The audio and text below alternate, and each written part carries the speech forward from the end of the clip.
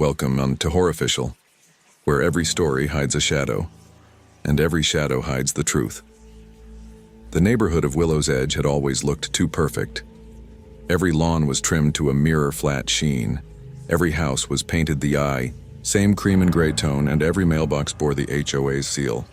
Order, safety, harmony. When the Caldwells moved in, James, his wife Mara, and their 8-year-old daughter Ellie, they thought it was heaven. The HOA president, Mr. Linden, greeted them with that kind of eerie suburban warmth that felt scripted. He handed them the rule book with a smile that didn't reach his eyes. And then, as if as an afterthought, he added, "Please remember to keep your curtains closed after sunset. It's for everyone's safety." At first, they thought it was just an old neighborhood quirk, until the night they forgot. It was late, past 11 p.m., and James had been working on his laptop by the living room window. The blinds were half open.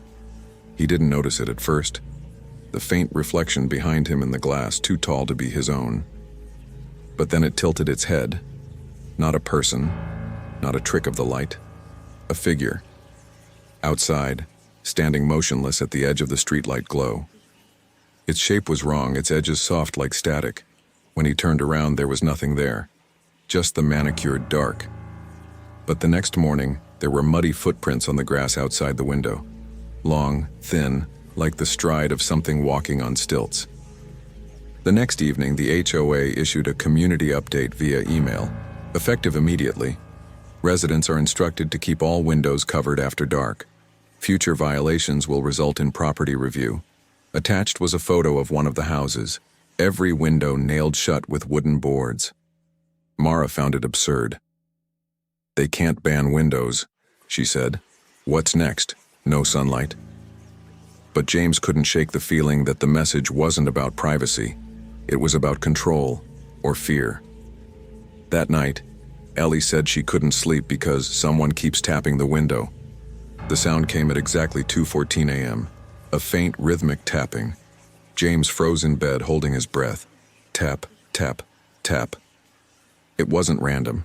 It was patterned, almost like someone trying to copy a heartbeat.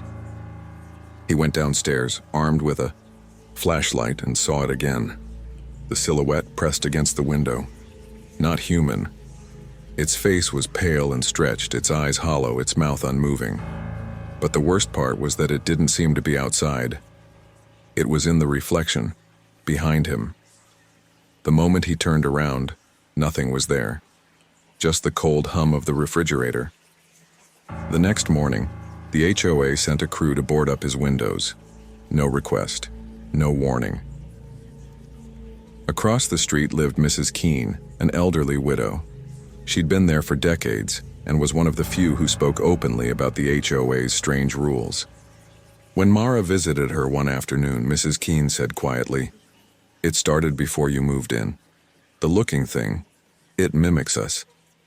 The HOA thought if it couldn't see us, it would lose interest. Mara's stomach turned.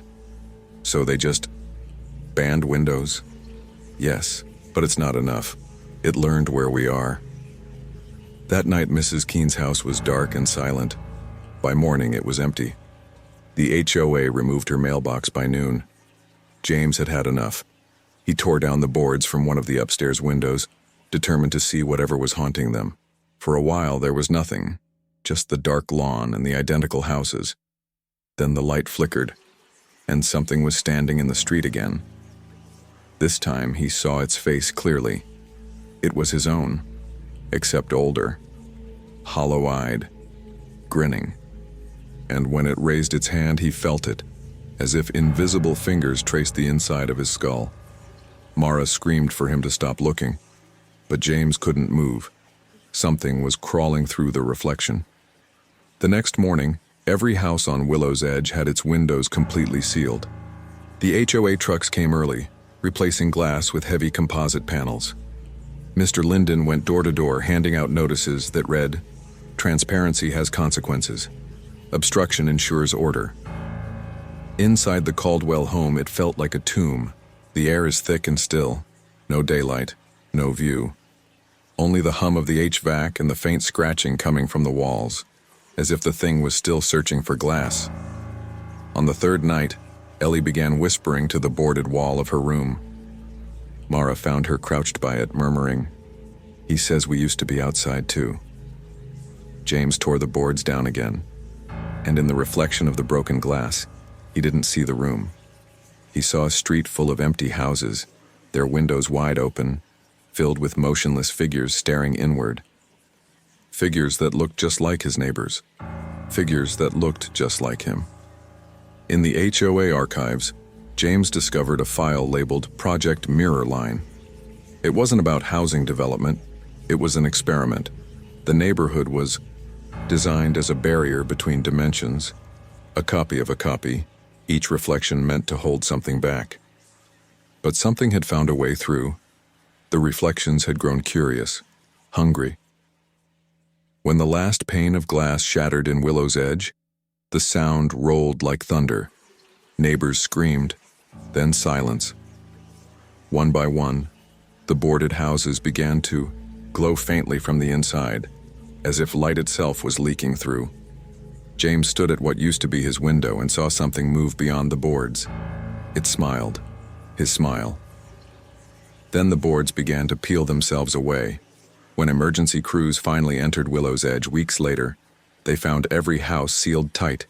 No windows, no mirrors, no survivors. Only walls lined with shimmering impressions like silhouettes frozen mid-motion.